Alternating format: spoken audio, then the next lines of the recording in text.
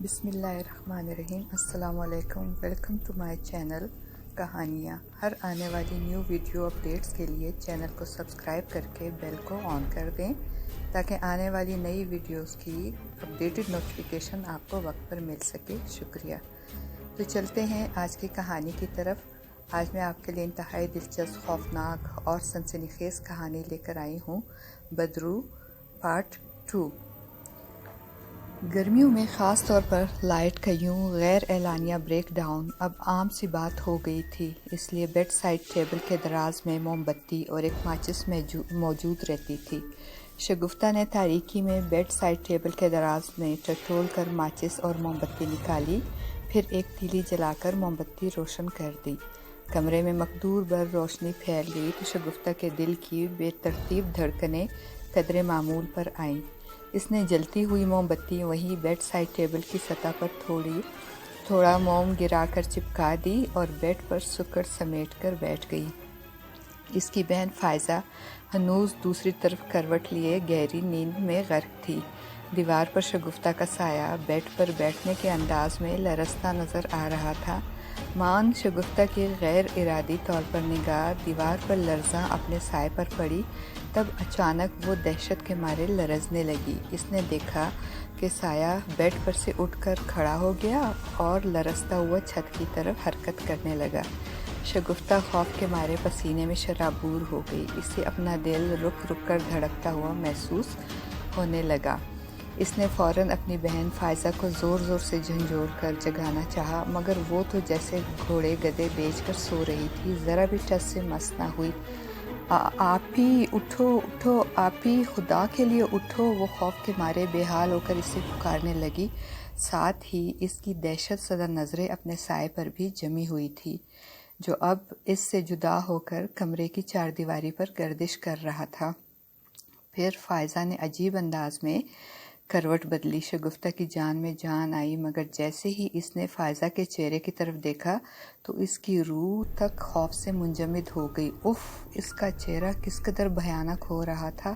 یہ وہی کریہت صورت بھیانک چہرہ تھا جو وہ بچپن سے خواب میں دیکھتی آئی تھی، بغیر پپوٹوں کے بڑی بڑی جلتی ہوئی خوفناک آنکھیں، ان گنت دراڑوں پر پڑا انتہائی سیاہ چہرہ، کھچڑی سے بال، ہونٹ غائب اور غار نما دہانے سے جھانکتے دو نوکیلے دانت، اندر سے دو شاخہ سرخ رنگ کی لپلپاتی ہوئی زبان۔ اس سے قبل کہ یہ بھیانک چہرہ خوابوں میں دیکھتی آئی تھی جب اسے ڈراونے خواب آتے تھے، مگر آج وہ جاگتی آنکھوں سے یہ خوفناک اور بھیانک چہرہ دیکھ رہی تھی۔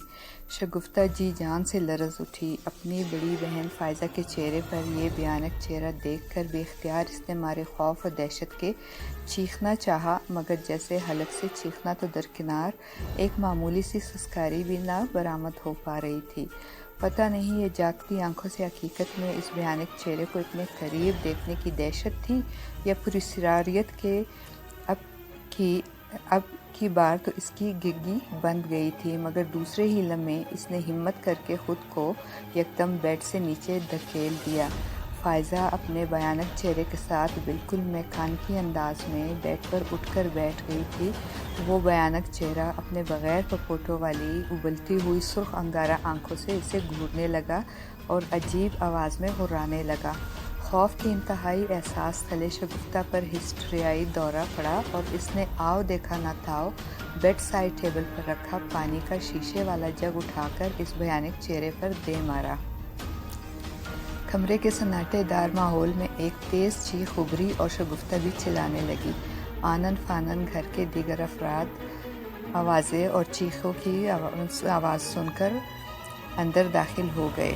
تیمور نے سوئچ بورڈ ٹٹول کر بتی جلائی۔ کیا دیکھتے ہیں کہ شگفتہ کمرے کے وسط میں کھڑی بری طرح خوف سے کپکپا رہی تھی، جبکہ بیڈ پر بیٹھی اس کی بڑی بیٹی فائزہ تکلیف کے مارے چلا رہی تھی۔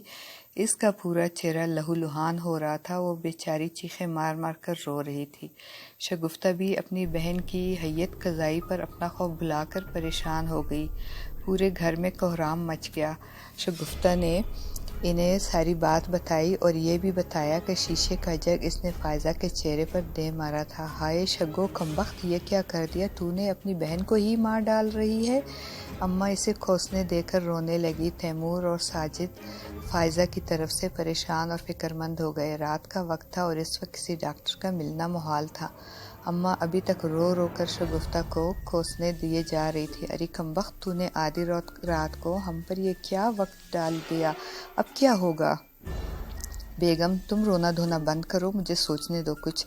تیمور نے جھنجھلا کر اپنی بیوی کو سرزنش کی، پھر ساجد سے بولے بیٹا تم جلدی سے گاڑی نکالو، کسی پرائیویٹ میڈیکل سینٹر لے چلتے ہیں فائزہ کو۔ چنانچہ فائزہ کو اسی وقت کار میں ڈال کر ایک قریبی میڈیکل سینٹر لے جایا گیا۔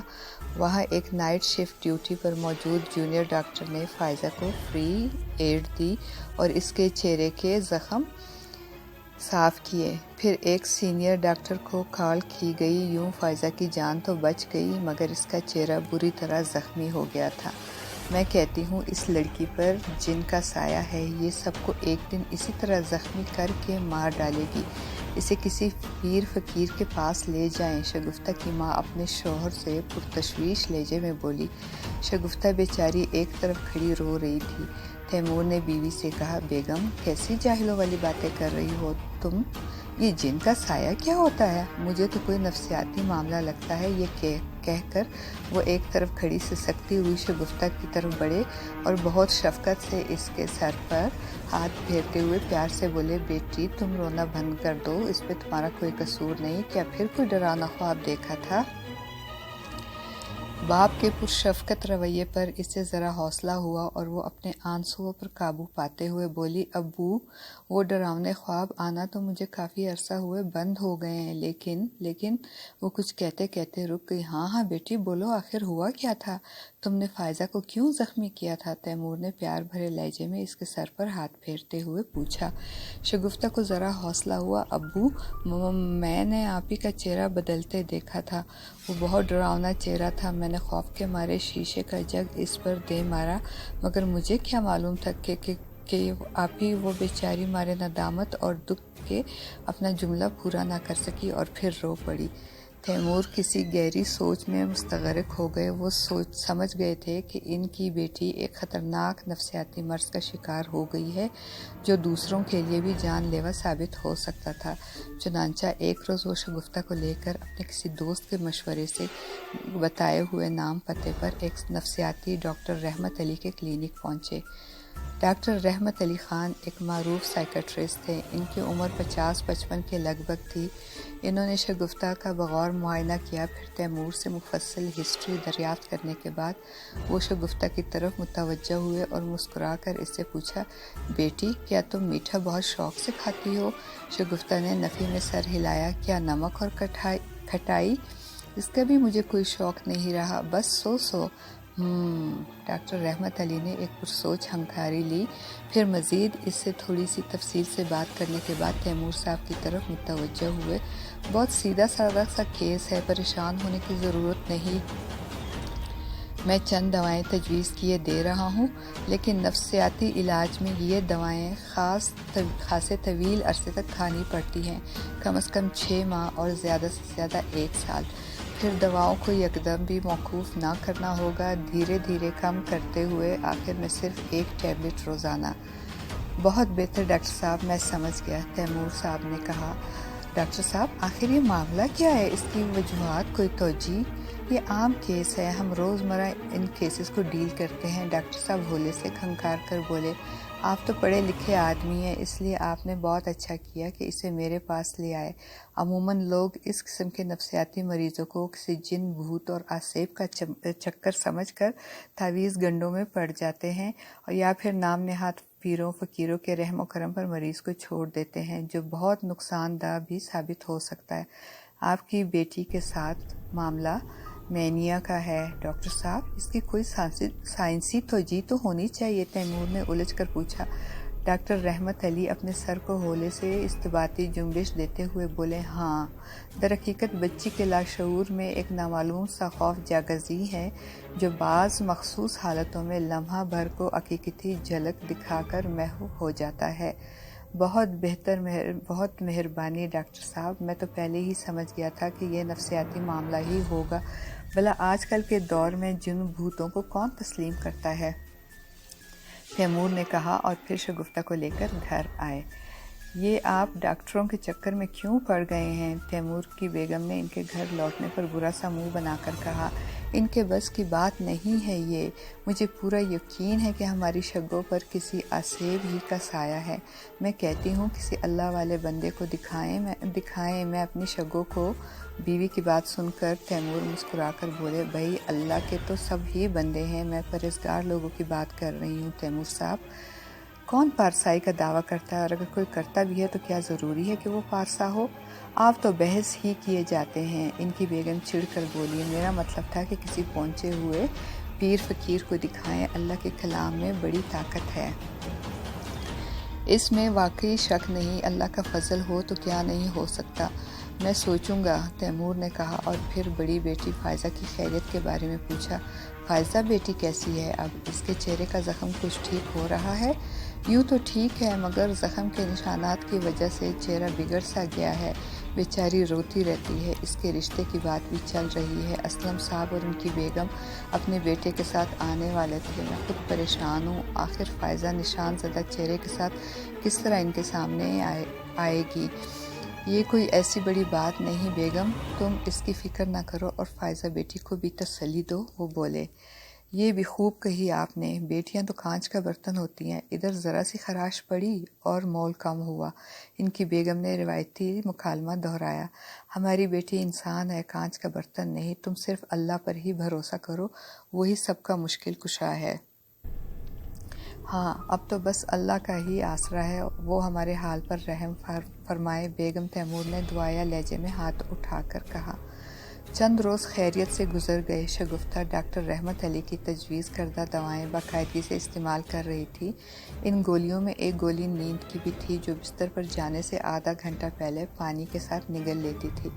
اب صرف ایک یہی گولی فائدے والی لگتی تھی جسے کھا کر وہ گہری نیند میں ڈوب جاتی تھی، ورنہ تو بیتے ہوئے خوفناک حالات اور پراسرار واقعات کی گردان اس کے دل و دماغ میں رات گئے تک ہوتی رہتی تھی، اور یوں وہ ساری رات آنکھوں میں گزار دیتی تھی۔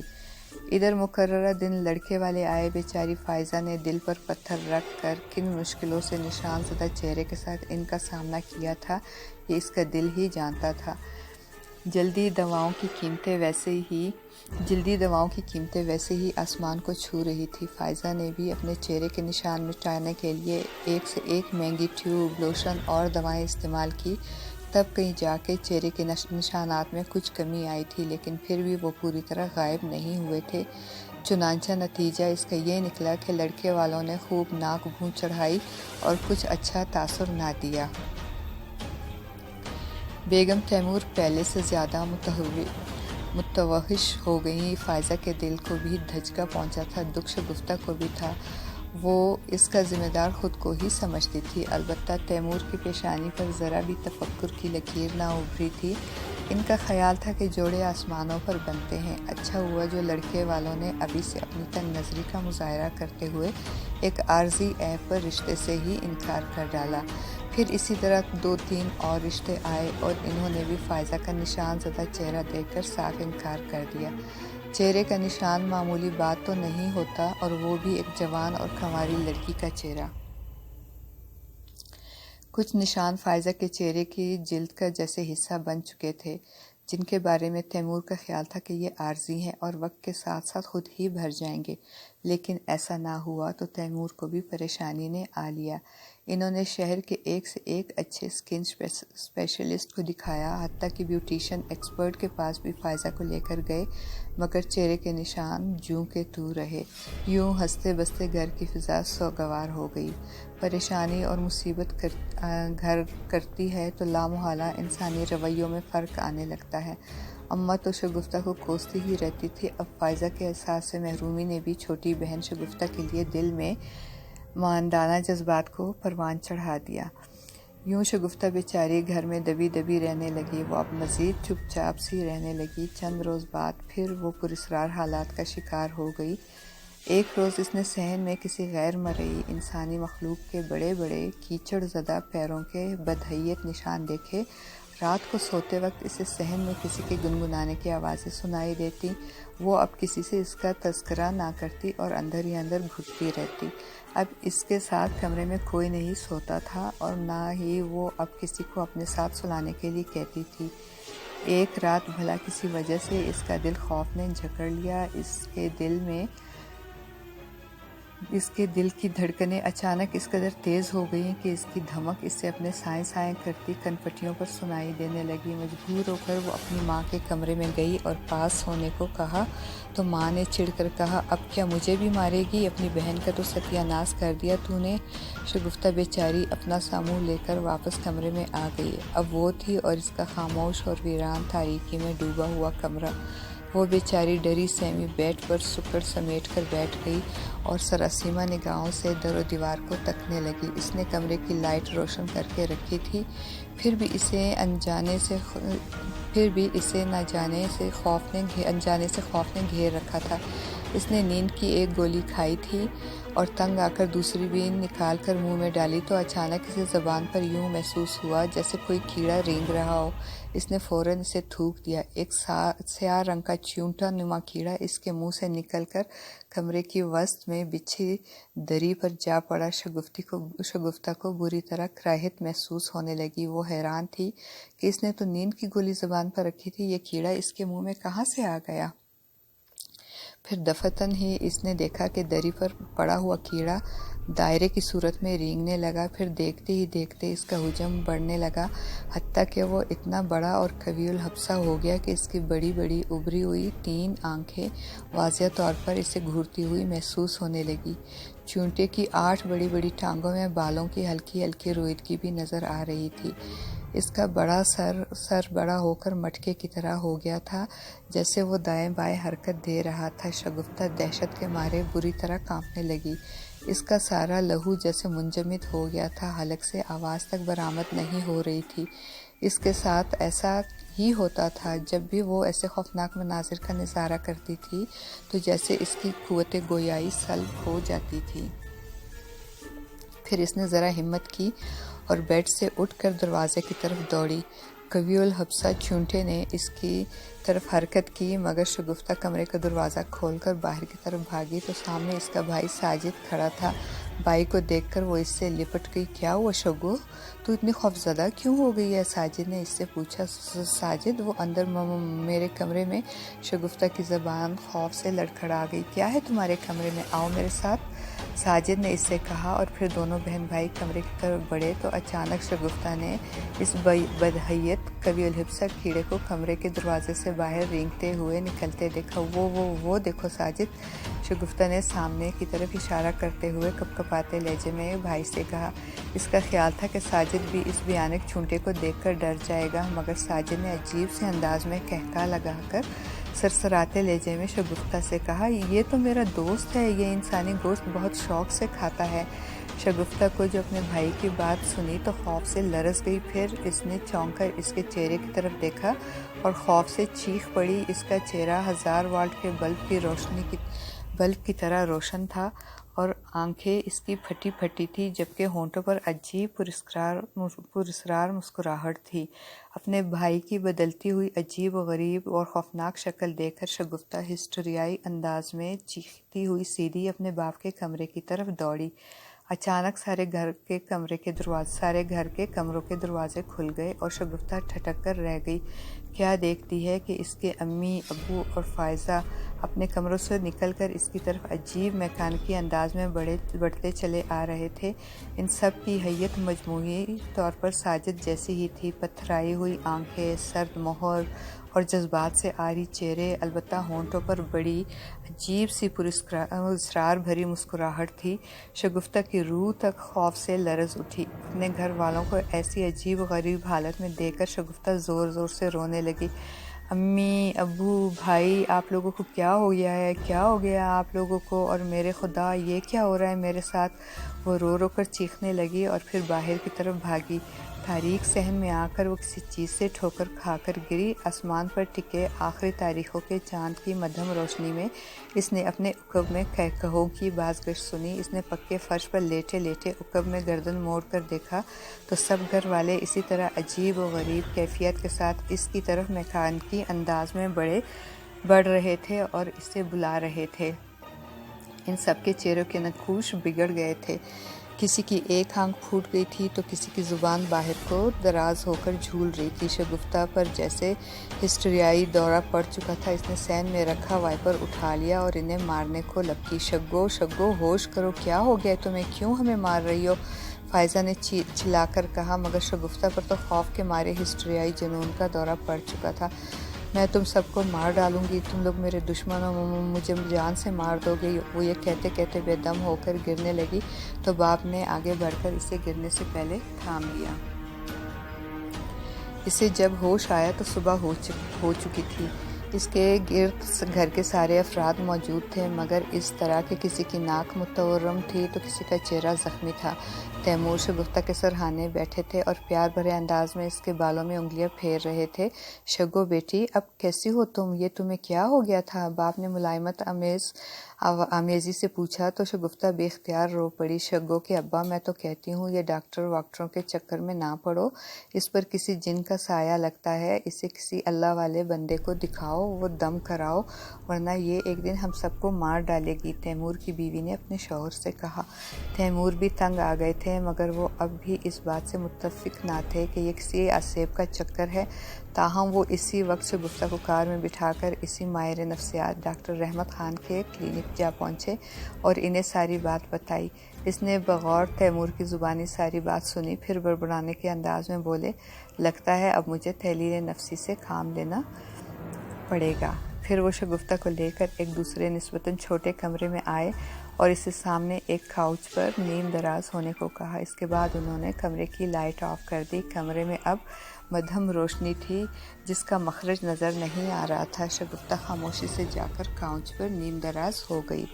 ڈاکٹر رحمت علی اس کے بالکل قریب ایک اسٹول پر بیٹھ گئے اور بغور شگفتہ کے چہرے کی طرف گھورنے لگے۔ شگفتہ کو بھی یکٹک نظریں اس کے خاموش چہرے پر جمی ہوئی تھی۔ پھر اچانک ڈاکٹر رحمت علی اس کی طرف کچھ کہنے کے لیے جھکے تو اچانک ان کا چہرہ بھیانک ہو گیا۔ شگفتہ کے حلق سے زوردار چیخ خارج ہو گئی اور پھر اس نے ہسٹریائی انداز میں چیخ کر ان کا چہرہ نوچ ڈالا اور باہر بھاگی۔ دوسری کمرے میں تیمور سر پکڑے بیٹھے تھے۔ بیٹی کو یوں ہذیانی انداز میں چیختے ہوئے کمرے سے نکلتے دیکھا تو ایک دم اٹھ کر کھڑے ہوئے۔ اسی دوران ڈاکٹر رحمت علی خان اپنے خراش زدہ چہرے پر رومال پھیرتا ہوا نمودار ہوا اور اسے ساری بات سے آگاہ کیا۔ نہیں بھائی، میں اس کا علاج نہیں کر سکتا، بہت خطرناک لڑکی ہے یہ، اسے لے جا کر پاگل خانے میں داخل کر دو۔ ڈاکٹر رحمت علی خان نے بدحواسی کے عالم میں کہا اور تیمور علی خان خاموشی سے شگفتہ کو لے کر گھر آ گئے۔ شگفتہ کے محلے میں پرچون کی ایک چھوٹی سی دکان تھی جہاں عموماً ایک 20-22 سال کا لڑکا ناصر بیٹھا کرتا تھا۔ دکان گھر سے متصل ہی تھی اور یہ اس کے ماموں سعید احمد کا گھر تھا۔ وہ بے اولاد تھے، ناصر بھی یتیم تھا، اس لیے وہ انہیں کے پاس رہتا تھا اور دکان بھی تقریباً وہی سنبھالتا تھا۔ شگفتہ کو وہ اکثر کالج سے آتا جاتا دیکھا کرتا تھا۔ شگفتہ بھی کبھی کبھار سودا سلف لینے اس کی دکان پر آتی رہتی تھی۔ ناصر اسے پسند کرتا تھا اور بڑے پراشتیاق نظروں سے اسے دیکھتا رہتا تھا، مگر کبھی اس نے شگفتہ کے ساتھ بدتمیزی کرنے کی کوشش نہیں کی، لیکن اس کا دل شگفتہ سے اظہار محبت کرنے کے لیے مچلتا ضرور رہتا تھا۔ وہ ہر بار تہیہ کرتا کہ آج شگفتہ سے اپنے دل کی بات کہہ کر رہے گا، مگر جب شگفتہ اس کی دکان پر آتی تو وہ گویا زبان اس کے تالو سے چپک جاتی۔ اسی دوران اس نے ایک سوٹڈ بوٹڈ شخص کو بھی دیکھا تھا اور یہ ایک عجیب بات تھی کہ جب بھی شگفتہ اس کی دکان پر سودا سلف لینے کے لیے آتی تھی تو یہ پراسرار شخص بھی اچانک نہ جانے کہاں سے نمودار ہو جاتا اور ذرا دور کھڑا عجیب سی نظروں کے ساتھ ان دونوں کو گھورتا رہتا۔ ایک روز جب شگفتہ اس کی دکان سے نکلی تو وہ شخص غائب ہونے کے بجائے دکان کی طرف بڑھا۔ ناصر اسے اپنی طرف بڑھتا دیکھ کر چونک سا گیا۔ وہ پراسرار شخص اس کے قریب آ کر عجیب سے پراسرار بھری مسکراہٹ کے ساتھ اس سے بولا، کیوں میاں، اس لڑکی سے محبت کرتے ہو؟ ناصر اس کے اس اچانک سوال پر پہلے تو گڑبڑا سا گیا، پھر بولا، نہیں تو جھوٹ مت بولو میاں۔ وہ شخص مسکرا کر بولا، سچ بولو گے تو ہم تمہارا کام آسان کر دیں گے۔ تب بے اختیار ناصر نے اس بات میں سر ہلا دیا، یہ ہوئی نا بات، اب جیسا ہم کہیں ویسا ہی کرو، منزل پالو گے اپنی، اب پھر کبھی یہ لڑکی آئے تو اظہار محبت کر دینا، سمجھے؟ میں پھر آؤں گا۔ وہ یہ کہہ کر چلا گیا۔ ناصر الجھ کر رہ گیا، نہ جانے کون تھا۔ وہ سوچنے لگا، تیمور ڈاکٹر رحمت علی خان سے بالکل مایوس ہو چکے تھے، جنوں بھوتوں اور آسیبی باتوں پر بھی ان کا اعتقاد نہ تھا۔ وہ بری طرح پریشان ہو گئے تھے کہ پھر آخر یہ معاملہ کیا ہے؟ کیا واقعی ان کی بیٹی شگفتہ کے ساتھ کوئی ایسی ہی پراسرار معاملہ تھا یا وہ پاگل تھی؟ کوئی نہ کوئی بات تو ضرور تھی۔ وہ یہ سوچنے لگے، لیکن ان کی سمجھ میں کچھ نہیں آ رہا تھا کہ وہ کریں تو کیا کریں، کس سے مشورہ کریں اور کس سے مدد مانگیں۔ ادھر بعض جاننے والے انہیں یہی مشورہ دے رہے تھے کہ انہیں فوراً کسی اللہ والے بزرگ ہستی سے ضرور رجوع کرنا چاہیے۔ سب محلے والے اس بات پر متفق تھے کہ ان کی بیٹی شگفتہ پر کسی جن کا سایہ ہے، جو نہ صرف خود تیمور بلکہ ان کے خاندان کے لیے بھی خطرناک ثابت ہو سکتا ہے، اور کوئی بعید نہیں کہ اس خطرناک آسیب کا دائرہ کار پورے محلے کو ہی اپنے لپیٹ میں نہ لے لے۔ محلے والوں نے تو یہاں تک تیمور کو دھمکی دے ڈالی کہ اگر انہوں نے بہت جلد صورتحال پر قابو نہ پایا تو پورے محلے والے نہ صرف ان کا سوشل بائیکاٹ کریں گے بلکہ ہو سکتا ہے انہیں یہاں سے بے دخل کرنے کے بارے میں بھی کوئی سخت قدم اٹھانا پڑے۔ ان حالات میں تیمور کے ایک قریبی اور مخلص دوست مولانا حفیظ اللہ نے کسی اللہ والے نیک بزرگ کے پاس جانے کا مشورہ دیا، جو ٹاہلی والے بابا کے نام سے مشہور تھے۔ مولانا حفیظ اللہ کے مشورے پر تیمور اگلے ہی دن ان کے بتائے ہوئے پتے پر ٹاہلی والے بابا کے پاس جا کر گئے اور ان سے جا کر ملے۔ شہر کے مضافات میں ان کا حجرہ تھا۔ تیمور ایسے وقت پر ان سے ملے تھے جو بیرون علاقے سے آنے والے لوگوں کے لیے مختص کیا گیا تھا۔ ان کے خدام نے ذرا دیر بعد تیمور کو کمرہ خاص میں پہنچا دیا۔ اندر اگر بتیوں کی مہک رچی بسی تھی۔ کمرہ خاص کیا تھا؟ کچی دیواروں کا ایک چھوٹا سا کمرہ تھا۔ سامنے ایک قدرے اونچے چبوترے پر ایک باریش نورانی چہرے والے بزرگ مراقبے کے سے انداز میں بیٹھے تھے۔